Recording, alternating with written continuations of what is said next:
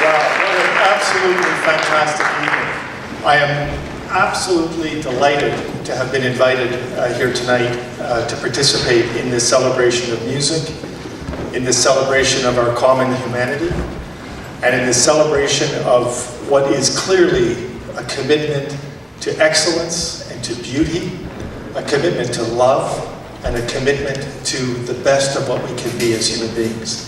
Let's give all of the performers thus far.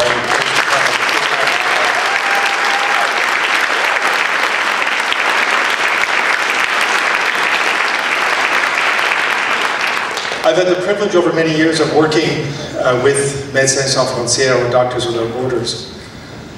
And I have to say that the very essence of that organization is very much represented in the very essence of what is on stage here tonight. The organization works in some of the most difficult and desperate circumstances in the world. It works with a commitment to neutrality, to impartiality. It works independent of governments. And it works independent of belligerents who are at play in warfare.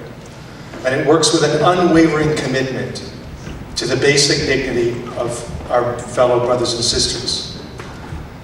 It struggles literally on a daily basis in hundreds of projects through thousands of volunteers, national staff, expatriate staff, medical people, nurses, other healthcare professionals, logisticians, administrators, political scientists, to deliver the best of what is possible to deliver for people who are literally in the most difficult of circumstances. There are many similarities between basic humanitarianism and the power and the energy and the vitality of music, and what is, again, so beautifully captured and presented here tonight. I thought a little bit about what those similarities are, because it seems to me, deep in my own center, that I feel a common sense of unity between this idea of music and the experience of music and the experience of what I know to be humanitarianism. I think at its root, humanitarianism is about entering into that space where you are in relationship to other human beings, where you see the other not as an object, not as a subject, but as a fellow being. And in that relationship, one acts where the other is unable to act for themselves. And one acts in a manner that is very much focused on and very much seeks to relieve suffering. And so in a certain way, it's a kind of a relationship that's rooted in the best words that I can find to describe.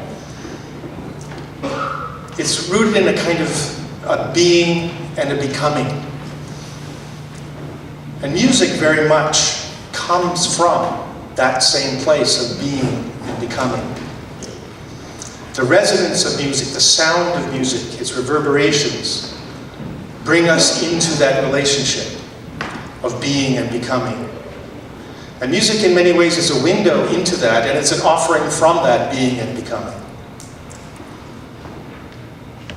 And like humanitarianism, it's not just the sound that matters. It's the silence, the space between the notes, the space between the actions, and what's held in that silence, and what's held in the spaces between actions. And I very much believe that what's held is that energy of being and becoming. One of the great cellists of the 20th century was Pablo Casal. Pablo Casal was a Spanish cellist who was world-renowned. And when the Spanish Civil War broke out, he refused to play. And he refused to play as an act of protest against the tyranny of Franco. And he refused to play in any country, any nation that recognized Franco as the legitimate leader of Spain. And he refused to play in Spain until well after 1954. And so for Cassel, a world-renowned cellist, the silence that he created through his act of refusal came from the same place that his music came from. The silence, like the place between notes, was a call back to that place of being and becoming. And when Cassel was 95, he was asked, "Mr. Cassel, you're a world-renowned cellist. You're the best in the world. Why do you still practice 3 hours every single day?" And his answer at the age of 95 was something to the effect of, "Well, after some practice, some few years of practice, I've noticed there's a very slight improvement in what I'm doing." And so for humanitarianism in the same way, and particularly for Médecins Sans Frontières in the same way, it's an organization that is committed utterly, not simply to the relief of suffering. It's committed utterly to excellence, to doing its best, to bringing the best of science, the best of logistics, the best of our capacity to organize from within civil society, to pursue the respect of basic human dignity that humanitarianism represents. And it's a daily effort on the part of the organization to pursue and to constantly seek excellence in humanitarianism. And humanitarianism and music are also similar in other ways. That sometimes music is the most profound act, not simply of beauty, and not simply of claiming beauty, and not simply of claiming being and becoming. But sometimes music is the most profound act of protest against what is so destructive to beauty, of what is so destructive to being and becoming. And there I think of the cellist of Sarajevo, who I believe many of you in this room will be familiar with. On May 27, 1992, Serb soldiers shelled a marketplace in Sarajevo. And it happened to be a marketplace of Muslims who were out shopping for their daily bread and their daily food. And it was a normal market, great thriving human activities, lots of noise and music and singing, people having coffee, people standing in line, catching up on the news, neighborly news, and family business. Until shells rained down on that marketplace. And as those shells rained down, 22 people died. The cellist of Sarajevo was a world-famous cellist. And he too was close by to that marketplace. And he didn't know what to do. He felt his music was powerless, that he was powerless in the face of what had now rained down upon his community. And his bodies lay strewn in the marketplace. This man went home, and he got his cello, and he went back to the marketplace. And he played. And he played every day for 22 days. And he played sitting in the bomb craters, sitting in the bombed out buildings, sitting in the blood of those who had died in the marketplace. And his music was a call and a reminder that being and becoming is possible. And it was a call and it was a reminder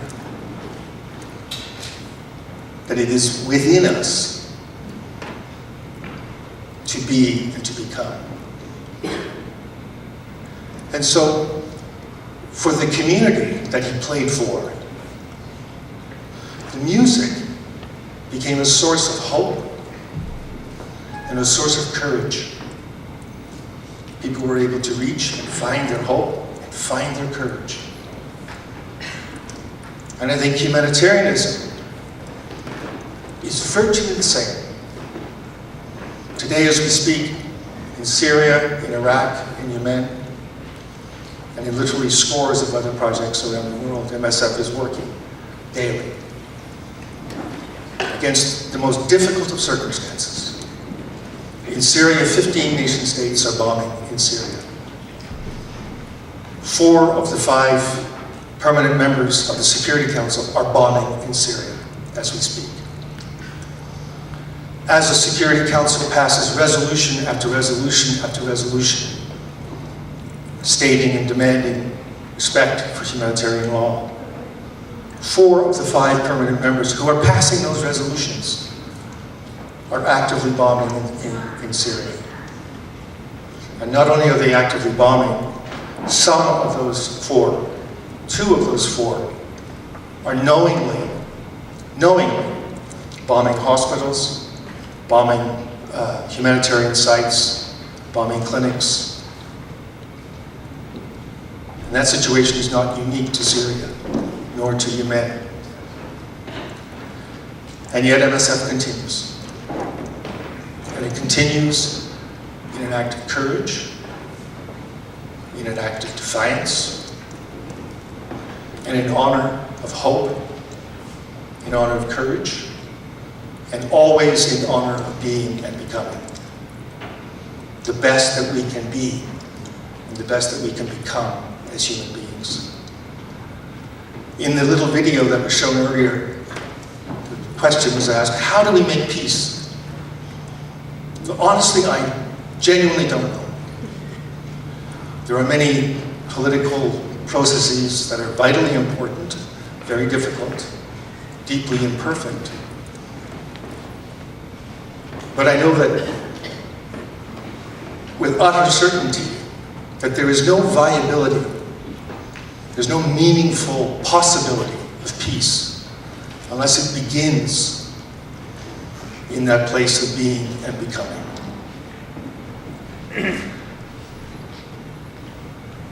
And so, this evening, Music Without Borders, Doctors Without Borders. The similarity is overwhelming. And the place from which both begin is exactly the same place. And for me, it is a deep, deep honor to be part of this. Thank you very much.